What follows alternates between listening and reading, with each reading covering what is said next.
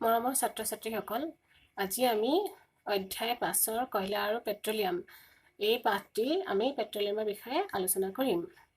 এতিয়া আমি আজি এই পাঠটিৰ পেট্ৰলিয়াম কি, পেট্ৰলিয়াম কিদৰে উৎপত্তি হৈছিল, তাৰোপৰি পেট্ৰলিয়ামৰ শোধন কিদৰে কৰা হয়, পেট্ৰলিয়ামৰ ব্যৱহাৰ কিদৰে কৰা হয়, আমি সেই বিষয়ে অলপ আলোচনা কৰিম।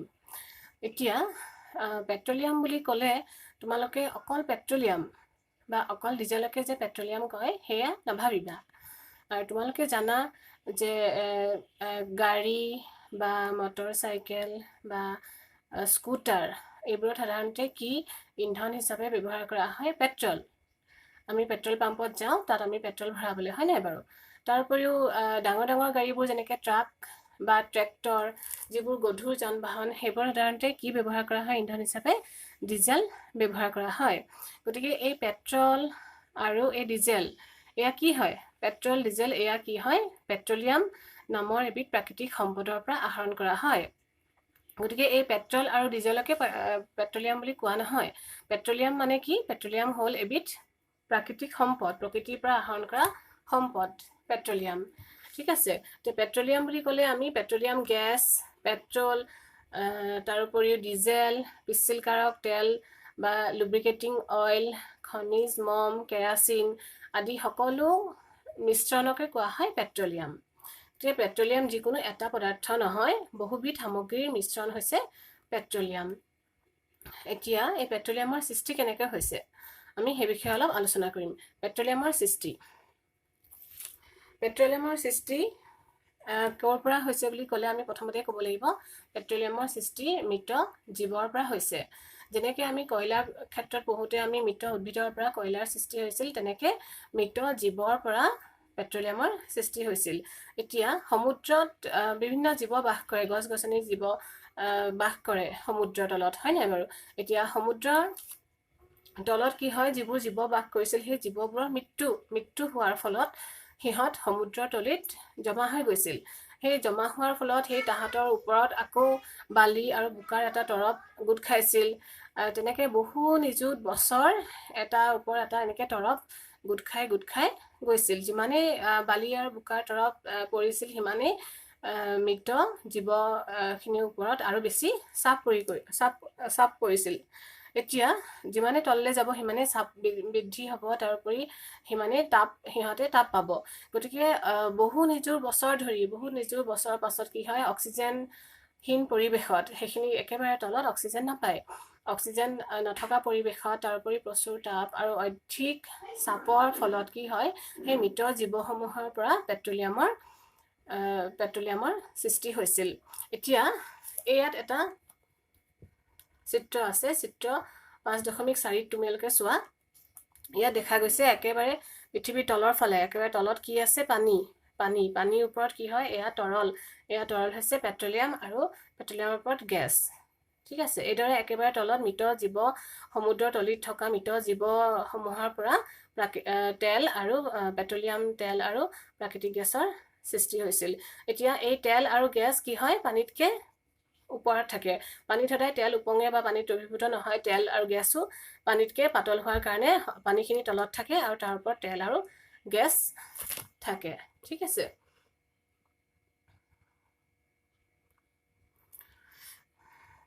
এতিয়া আমি চাওঁ পেট্ৰলিয়াম কি প্ৰধানকৈ।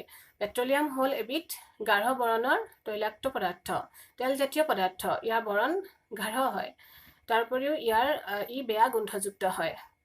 পেট্ৰলিয়াম কি? পেট্ৰলিয়াম হৈছে এটা মিশ্ৰণ। কিহৰ মিশ্ৰণ হয়? পেট্ৰলিয়াম গেছ, পেট্ৰল, ডিজেল, পিচ্ছিলকাৰক তেল অৰ্থাৎ লুব্ৰিকেটিং অইল, তাৰ উপৰিও খনিজ মম, কেৰাচিন আদিৰ মিশ্ৰণ হৈছে পেট্ৰলিয়াম।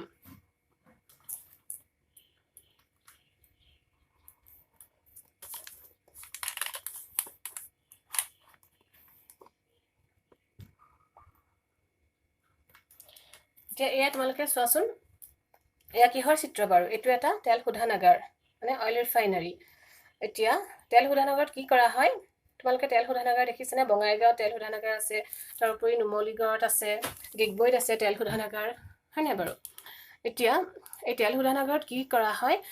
পেট্ৰলিয়াম যিহেতু বিভিন্ন সামগ্ৰীৰ মিশ্ৰণ হয়, এই তেল শোধনাগাৰবোৰত এটা সামগ্ৰী পৃথক কৰা হয়। পেট্ৰলিয়ামৰ যিবোৰ উপাদান বা বিভিন্ন অংশসমূহ আছে সেই পৃথকীকৰণ সেই অংশবোৰ পৃথক পৃথককৈ উলিয়াবৰ কাৰণে এই তেল শোধনাগাৰটোত ব্যৱহাৰ কৰা হয় ঠিক আছে আৰু এই পেট্ৰলিয়ামৰ উপাদানসমূহ পৃথক কৰা প্ৰক্ৰিয়াটোকে কোৱা হয় শোধন গতিকে এই পেট্ৰলিয়ামৰ শোধন ক'ত কৰা হয় পেট্ৰলিয়ামৰ শোধন তেল শোধনাগাৰত কৰা হয় এতিয়া তোমালোকে জানানে প্ৰথম তেল শোধনাগাৰটো এছিয়াৰ ভিতৰতে প্ৰথম তেল শোধনাগাৰটো ক'ত স্থাপিত হৈছিলে বাৰু তোমালোকে এইটো বিচাৰিবা আৰু পিছত মোক ক'বা ঠিক আছে এতিয়া আমি চাওঁ পেট্ৰলিয়ামৰ বিভিন্ন উপাদানসমূহৰ ব্যৱহাৰ এতিয়া পেট্ৰলিয়ামৰ ভিতৰত কি উপাদান আছে সেই উপাদান প্ৰথম উপাদানটো কি তৰলীকৃত পেট্ৰলিয়াম গেছ বা লিকুইফাইড পেট্ৰলিয়াম গেছ যাক LPG বুলি কোৱা হয় তাৰপিছত পেট্ৰল কেৰাচিন ডিজেল পিচ্ছিলকাৰক বা লুব্ৰিকেটিং তেল তাৰোপৰি পেৰাফিন মম বিটুমেন আদি হৈছে পেট্ৰলিয়ামৰ উপাদান এতিয়া আমি এটা এটাকৈ প্ৰত্যেকটো উপাদানৰ ব্যৱহাৰৰ বিষয়ে আলোচনা কৰোঁ এতিয়া প্ৰথমতে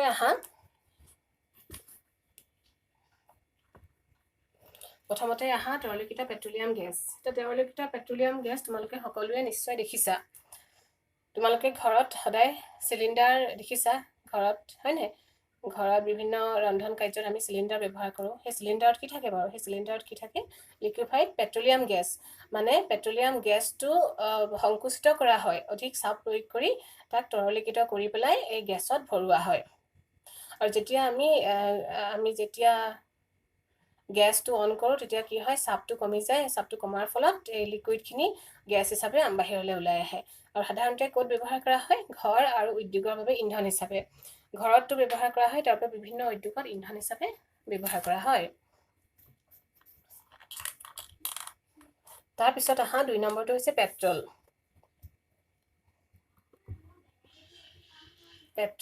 এতিয়া পেট্ৰল আমি জানো সাধাৰণতে পেট্ৰল কিহত ব্যৱহাৰ কৰা হয় মটৰৰ ইন্ধন হিচাপে গাড়ী মটৰ বাইকৰ ইন্ধন হিচাপে ব্যৱহাৰ কৰা হয় তাৰোপৰি উৰাজাহাজৰ ইন্ধন হিচাপে ব্যৱহাৰ কৰা হয় শুকানকৈ ধুবলৈ ব্যৱহাৰ কৰা অৰ্থাৎ অজল ধুৱনৰ দ্ৰাৱক হিচাপে মানে ড্ৰাই ক্লিন কৰিবলৈ ইয়াৰ ব্যৱহাৰ কৰা হয় ড্ৰাই ক্লিন কেতিয়া কৰা হয় কিছুমান আমাৰ খুব ভাল কাপোৰ কানি যেনেকৈ পাটৰ বা মুগাৰ সেই কাপোৰবোৰ কি হয় আমি যদি পানীৰে ধুওঁ তেতিয়াহ'লে সেই কাপোৰবোৰ নষ্ট হোৱাৰ সম্ভাৱনা থাকে সেইকাৰণে কি হয় ড্ৰাই ক্লিন কৰা হয় সেই পাটৰ বা মুগা কাপোৰ সাধাৰণতে ড্ৰাই ক্লিন কৰিবলৈ ব্যৱহাৰ কৰা হয় সেই ড্ৰাই ক্লিন কৰোঁতে তেতিয়াহ'লে কিহৰ ব্যৱহাৰ কৰা হয় আমি দেখিলোঁ যে সেই ড্ৰাই ক্লিন কৰোঁতে কিহৰ ব্যৱহাৰ কৰা হয় পেট্ৰলিয়ামৰ ব্যৱহাৰ কৰা হয় তাৰপিছত আহা কেৰাচিন তোমালোকে সকলোৱে দেখিছা ষ্ট'ভত সাধাৰণতে আগতে থকা লেম্পবোৰত কেৰাচিন ব্যৱহাৰ কৰা হয় তাৰোপৰিও ষ্ট'ভ জ্বলাওঁতে কেৰাচিন ব্যৱহাৰ কৰা হয় তাৰোপৰি জেট উৰাজাহাজৰ ইন্ধন হিচাপেও কেৰাচিন ব্যৱহাৰ কৰা হয় তাৰপিছত আহা ডিজেল গধুৰ যান বাহনৰ ইন্ধন এয়া প্ৰথমতেই কৈছোঁ যেনেকৈ ট্ৰেক্টৰ বা ট্ৰাক সেই গধুৰ যান বাহনবোৰৰ ইন্ধন হিচাপে ডিজেল ব্যৱহাৰ কৰা হয় তাৰোপৰি বিদ্যুৎ উৎপাদক যন্ত্ৰৰ ইন্ধন হিচাপে মানে কিছুমান জেনেৰেটৰ দেখিছানে বিয়া সবাহত জেনেৰেটৰ চলোৱা হয় সেই জেনেৰেটৰ ডিজেল ব্যৱহাৰ কৰা হয় তাৰোপৰি ইনভাৰ্টাৰ মানুহৰ ঘৰত সাধাৰণতে যি ইনভাৰ্টাৰ থাকে ইনভাৰ্টাৰটো ডিজেল ব্যৱহাৰ কৰা হয় তাৰপিছত আহা পিচ্ছিলক বা লুব্ৰিকেটিং তেল পিছল কৰাৰ বাবে সাধাৰণতে আমাৰ কেতিয়াবা ঘৰখন কমাবলৈ মেচিনত কিছুমান কি হয় পিছল হ'বলৈ বা মানে ভালকৈ চলিবলৈ সাধাৰণতে কিছুমান তেল ব্যৱহাৰ কৰা হয় যেনেকৈ মবিলটো হৈছে এটা লুব্ৰিকেটিং তেল পিছল কৰাৰ বাবে আৰু সেইটো কিহৰ পৰা উৎপন্ন হয় পেট্ৰলিয়ামৰ পৰা উৎপন্ন হয় তাৰপিছত আহা পেৰাফিন মম বিভিন্ন ধৰণৰ মলম তাৰোপৰি মমবাতি ভেচলিন আমি